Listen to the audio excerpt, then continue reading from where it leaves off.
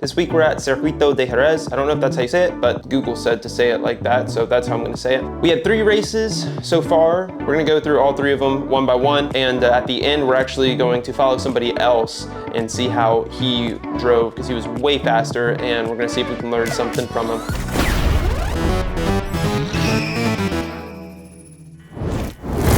First race of the week, starting towards the back of the pack, and shit is gonna pop off really quick. This guy swerves to the right, swerves to the left, go into him just a little bit, and he pit maneuvers the car in front. Luckily, my cat-like reflexes allow me to get through there. Really unfortunate for this guy, number 5, who gets pit maneuvered and put into the wall. He was really fast. He actually comes back to for a pretty good position during this race.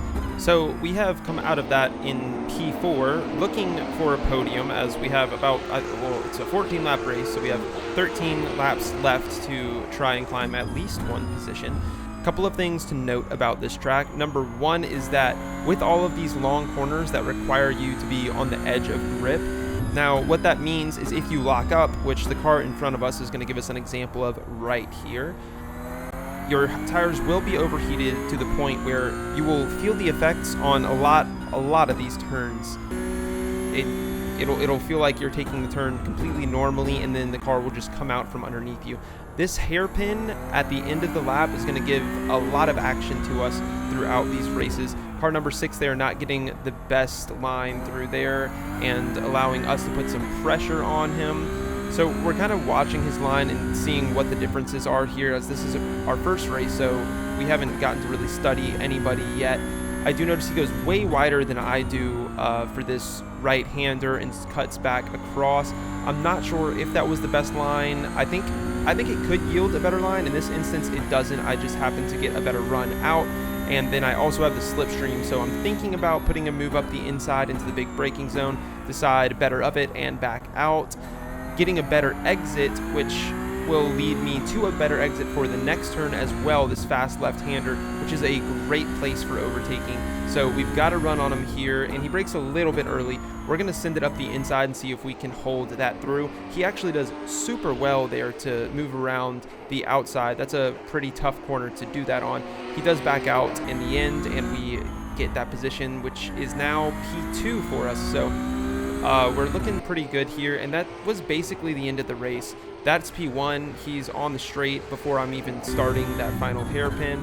So we just kind of put in some safe laps. We do have a little moment here towards the end of the race, but luckily we have put enough of a gap between us and the car behind us, so it doesn't affect us all that much, and we come across the line in position 2. So a very, very good first race to the week to get us started. Taking a look at our results here, gaining some I rating, gaining some safety rating. Jeff Saville at the top gained 0.66. That did give us 90 champion points as well. Feel free to pause if you want to look at anything else there. Going to go ahead and get into the next race. We are in P4 with a 40.8, which was my best qualifying lap all week.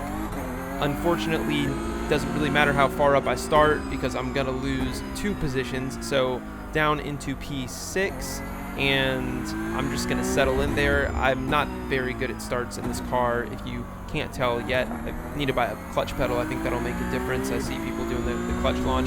I do the old grandpa launch of just shifting into first gear when the race starts and trying not to burn my tires.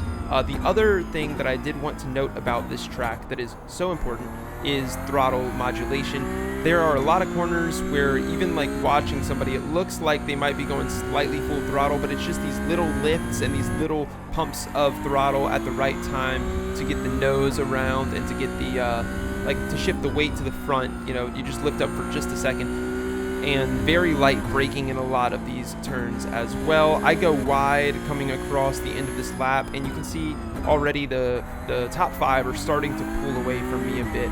I'm beginning to think that this is going to be a lonely P6 until I see this small puff of smoke from the car ahead, which gives me hope, which is then immediately taken away as I slide my tires. The car behind doing the same, and the car behind him doing the same. It's like somebody oiled the ground and we're all falling on it, like that little basketball video that the team running out. Anyway, looking ahead, and I notice a gap opening up between P5 and the top 4, which in some strange way gives me hope. It makes him seem vulnerable, which makes me feel like an apex predator coming for P5. start to inch closer and closer, put in some safe, relatively quick laps. Little slide right there, but it was relatively safe.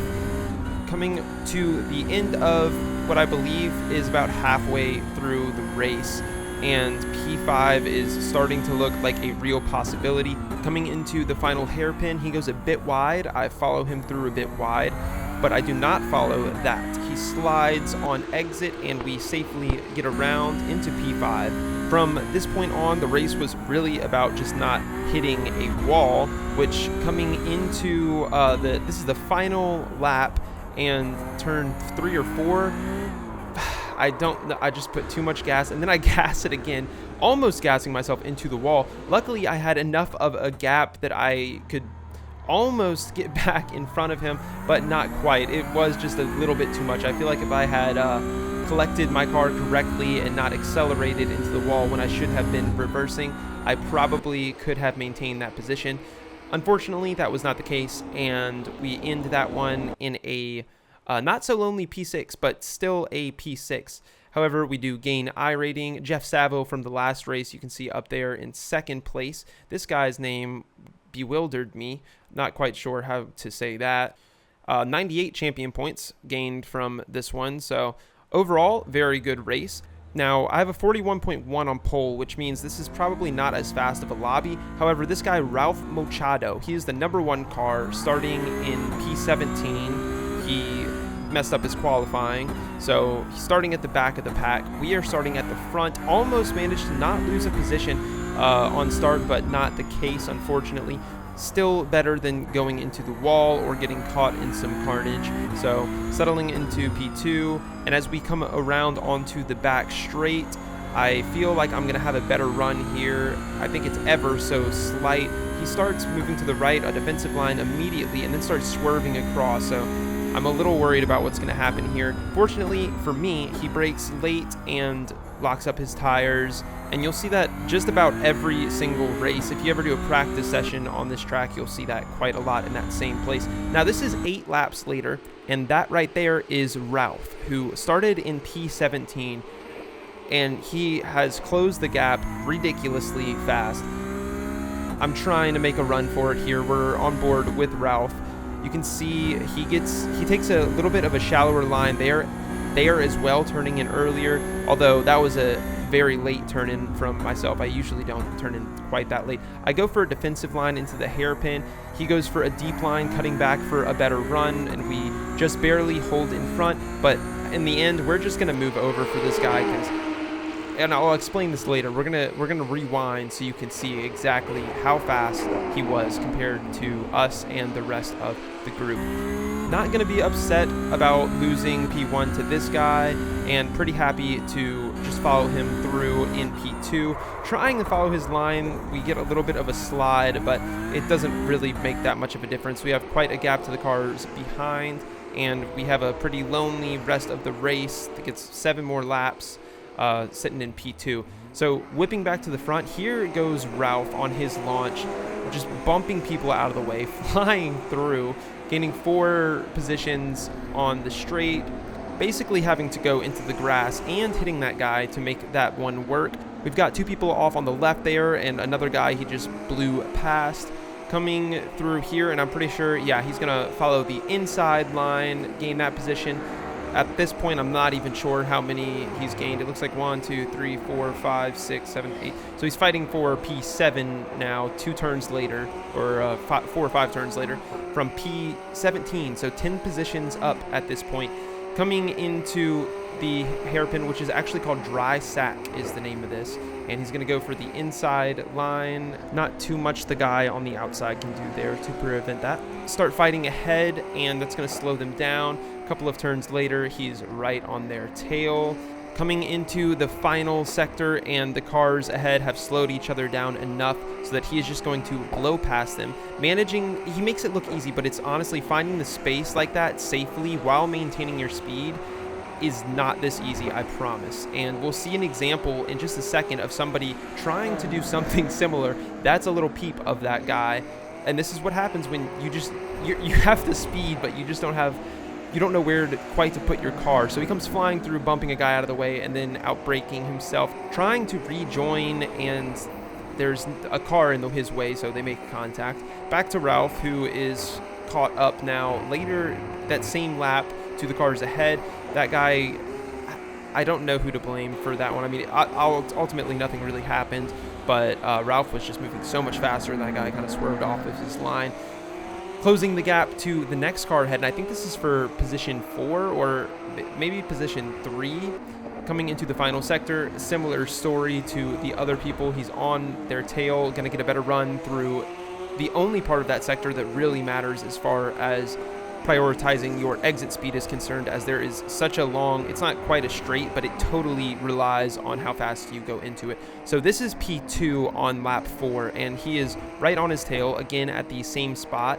Let's see if he's able to make it work similarly. This guy is a little bit faster than the people he's passed before, so he's showing some more respect, actually a lot of respect, the most respect I've seen out of anybody he's passed.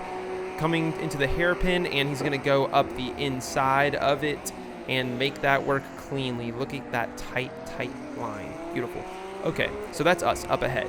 And we are, trust me, we're watching our relative the whole time. Doesn't take very long. This is lap 8, and honestly, holding him off that long, I'm ecstatic about it. I'm jumping up and down in my seat.